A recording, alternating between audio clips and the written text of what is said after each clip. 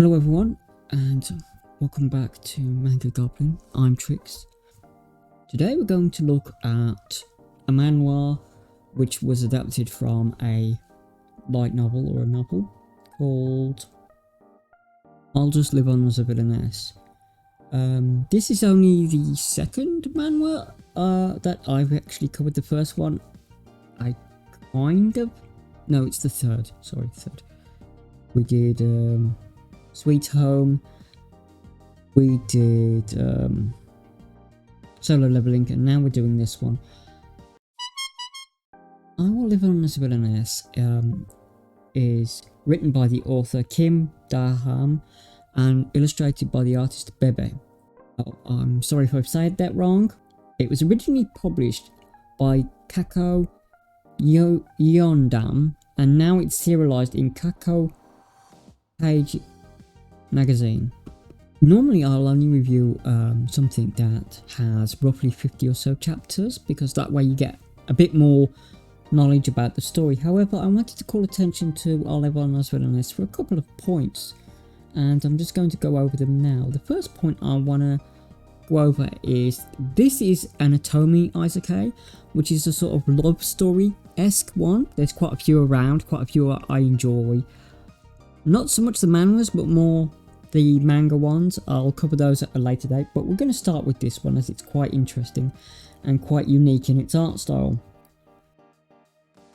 I'll Just Live On As a Villainess is a story which is very common in sort of isekais. Person gets reincarnated. This time it's the former, basically she's stuck in a novel that she was reading, and the main character wants to live peacefully. They're stuck in a part of the novel where the character has just tried to poison someone, and that's when she decides that she's just going to live on somewhere and hide from everything. Now, when characters want to live peacefully, often they're injected into scenarios where they can't. There are very few ones which allow a character to just live a quiet life in a rather peaceful area without any kind of drama. This is similar to those, but it is a bit different as well. The main characters are Yuveria Oberon. Now, Yuveria Oberon is a red-headed girl who reminds me of Melty Q Merrimack from the Shield Hero series in looks, but not in personality. Now, she does try and be evil at certain points. She tries to have evil looks on her, and she does frighten people with those looks, and that's quite interesting. But when she's reincarnated, she really just wants to sit outside in the garden in the sunshine and drink drinks away and live a very quiet and peaceful life from her former office lady existence.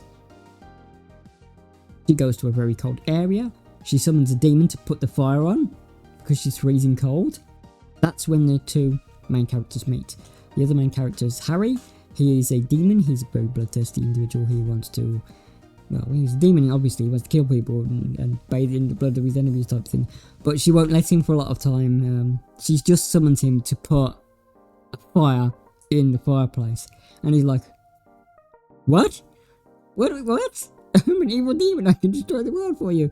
And he just went fire for a fireplace, and she's like, yeah. And he goes, alright then. So he lights fire, and then he won't go away, because I guess he can't go away until he's extracted a price for the fire, and it's sort of like a lifetime contracty type thing. So because she won't let him go around being a mass maniac, he gets weaker in a couple of chapters, and she takes him out to kill some ravens, and then he feels better.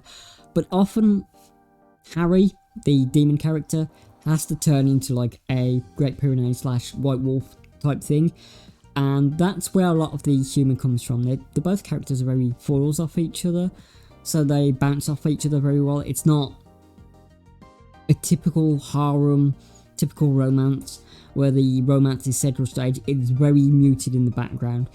What's on the front of this manhwa is the main character, Yuveria, however you say it. I'm not sure if it's based on a Roman or or a Russian name. I'm not sure about that.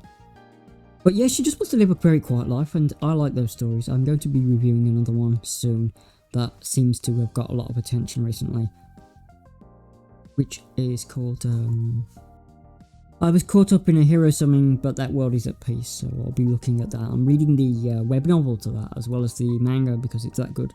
So I'll be looking at the web novel, and I'll be looking at the manga, comparing the two at some point. Okay then, so as it's got under 50 chapters, it's only got 31 chapters, and it's only been going recently from this year, 2021. I won't give it a score, but I will give it a recommendation. Please go and have a look if you love your Otome Isekays. Please go and have a look if you like your romances, but you like the romances on like the really slow burn. And please go and have a look if you like your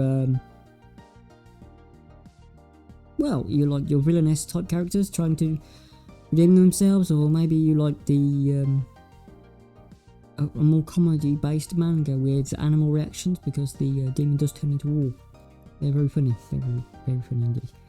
I will, last note about the manhwa is the artwork. It does remind me of watercolours or very diluted oil paints.